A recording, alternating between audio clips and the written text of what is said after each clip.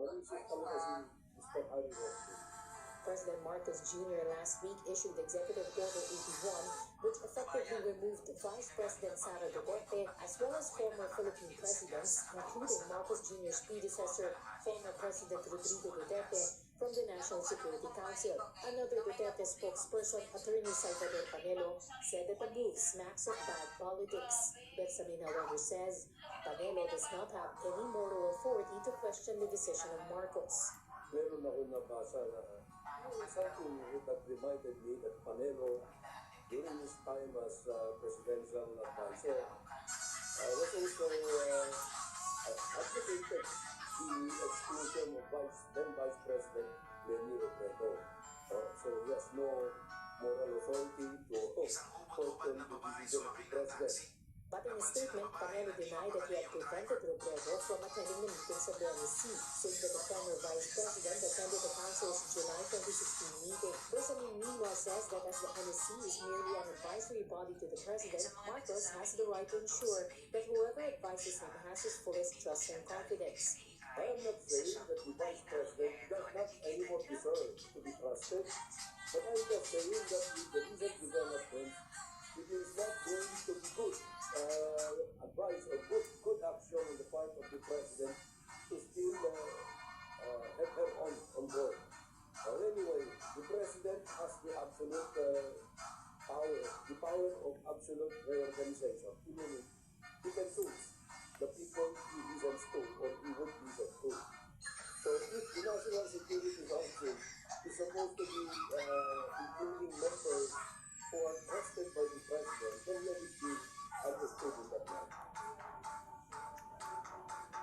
The International Criminal Court has reportedly taken custody of a self-confessed assassin who claimed to have served in the vigilante group allegedly created by ex-Philippine President Rodrigo Duterte.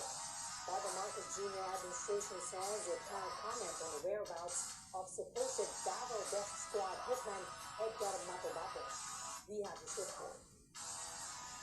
Malacanang said that it had no information about reports that self-confessed Davao Death Squad hitman Edgar Matabato has already fled the country after almost a decade in hiding. Matabato was one of the first witnesses who linked former President Rodrigo Duterte to vigilante-style killings in Davao City. The drug-related killings in Davao City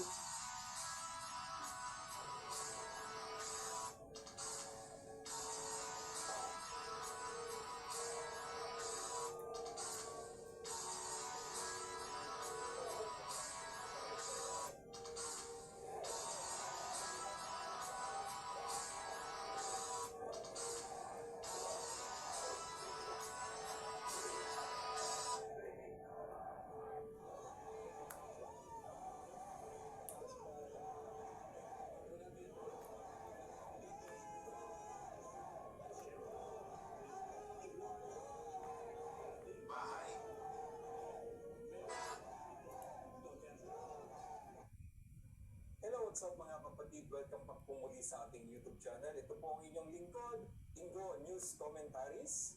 Muling nagbabalik po upang ibahagi ang mga mahalagang pangyayari sa ating lipunan. For today's video nga pala mga kapatid, tatalakayin natin ang isang mahalagang usapin. Opo, ito po ay patungkol sa mga umuugong na balita na kumakalat sa social media kung saan po may isa raw, di umano, na taong tumakandidato bilang senador ang di umano nagre-recruit mga kapatid na mga tao na sasama o dadalo at maging salamuha sa mga kapatid natin sa Iglesia ni Cristo sa gagawin po nating National Peace Rally ngayong January 13, 2025 sa Liwasang Bonifacio sa lungsod ng Maynila. Kaya ito po ang magiging topic natin for today dahil mahalaga po ito mga kapatid kasi nga maaaring infiltrate po tayo ng ibang grupo na mayroong hindi magandang layunin. Puspos. Makikisabi po sila tapos ang isisigaw nila ay maaaring pagod sa isang tao. Lalagay ka ba ako? Tapos ko, may lamang po po. Usapan yan. Hindi lamang sa social media. Reply naman po. May balita pa yan sa mainstream media. So dapat talaga pantayin natin yan. So without further ado mga kapatid, gawin natin ang ating short intro. Okay, good.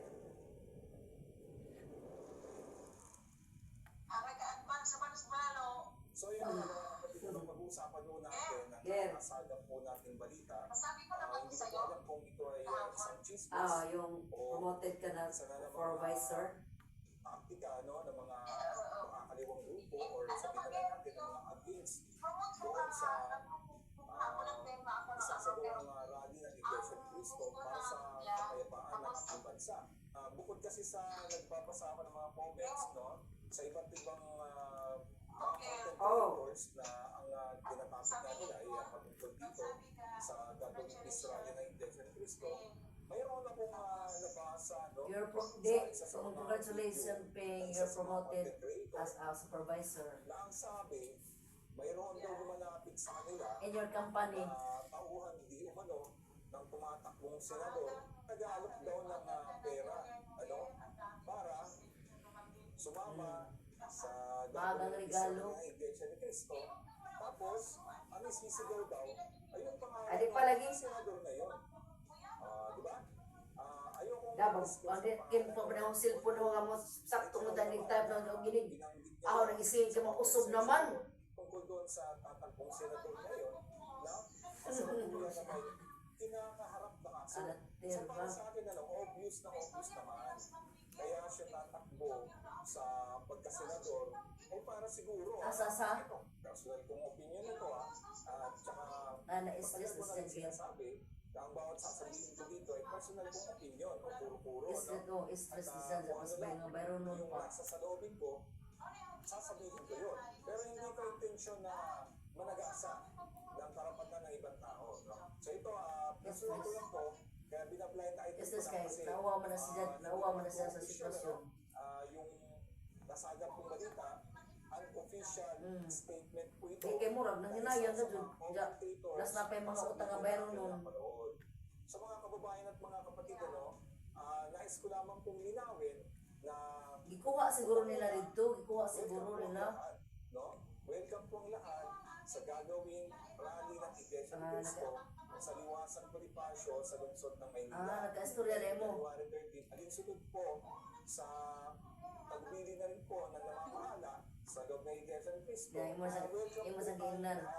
Ano man ang relihiyon mo o ano man ang political stand mo sa puntong ito, welcome po kayong lahat. Dahil ang rally po na isasagawa